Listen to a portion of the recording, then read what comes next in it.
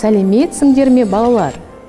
Балалық, жастық шақпен сұрапыл соғыс жылдарында қиын тағдыр, әншінің өнер шыңына сондағы ерекше орын алды. Ол 1992 жылдың алғашқы айының 1 күнінде Қазалы ауданында дүниеге келген. Оның әншілік өнерге етене жақын болуына, вокалдық ән айту қабілетіне ие бола отырып, тамаша ән салған ата-анасы мен әжесі үлкен рөл атқарды. Роза Бағланованың дауысы ауладағы көршіні ғана емес, мектеп пен институтты тәнті еткен соншалық, ол бірнеше рет көркем өнерпаздар байқаулары мен фестивальдерінде жеңіске жетіп жүрді.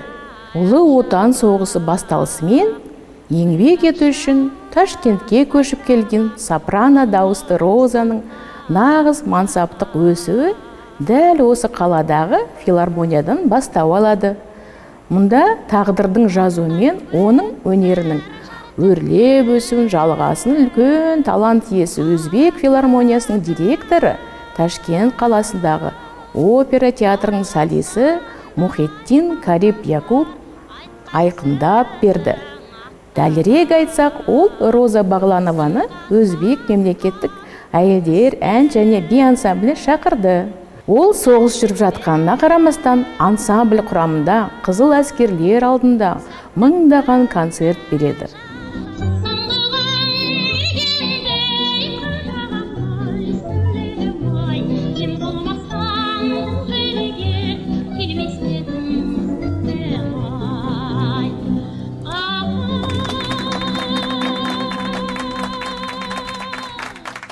Ол Қызыл армия маршалы Иван Конев пен Константин Рокоссовскийдің жауынгерлік еңбегі үшін медаліне 2 рет ие болған алғашқы және жалғыз әртіс болған еді.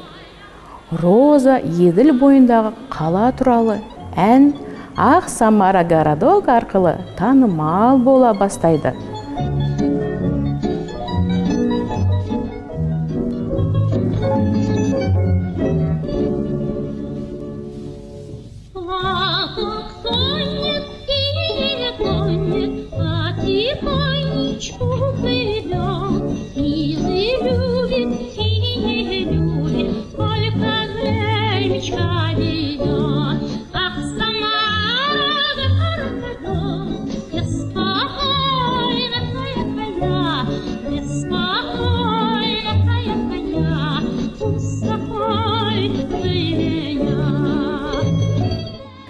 Кейін Роза Бағланованың өз айтқандай, олар шаршағанға, атқылап жатқан снарядтарға қарамастан, күніне бірнеше рет концерт берген.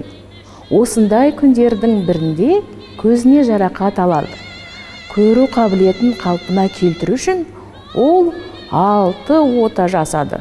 Дегенмен жарақат кейінде сыр беріп жүрді. Соғыс жылдарынан кейін Роза Қазақстанға оралып, дүние жүзі бойынша гастрольдік сапармен болды. Ол өз халқының нағыз азаматы болды. Өз заманның танымал композиторларымен бірге шығармашылығы жемісті болды. Ал атақты композитор Шәмші Қалдаяқовтың әуені жазылған «Менің Қазақстаным» әні тәуелсіз Қазақстанның ән ұранына айналды. Өзінің әншілік мансабының жарты ғасырын ол қазақ концертте арнады. Концерттік ұйымға әншінің мерейтойына орай оның есімі берілді.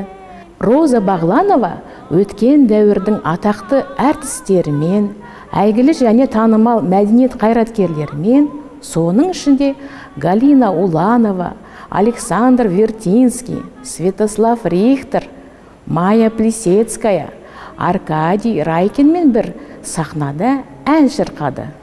Ол дүниенің әр тілдерінде ән айтты. Репертуарында 25 тілде жазған әндері болды. Алайда оның сүйікті әндері туған халқының әндері болды. Мәселен, Ақ маңдайлым, Іңкәрім-ай, Әдем-ау, Асыл арман сынды әндер халық жадынан кетпес.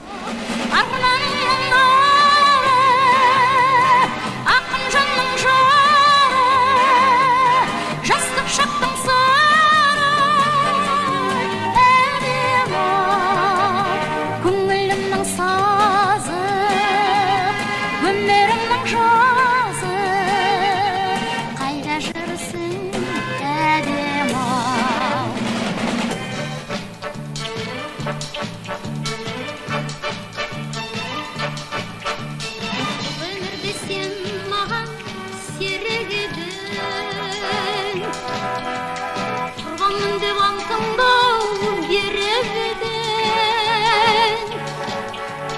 көңілімнің жазырай көрегеден іңкәрмай іңкәрмай. Аты аңызға айналған әнші ел өнерінің шежіресінде жарқын із қалдырып, бізге бай музыкалық мұра берді.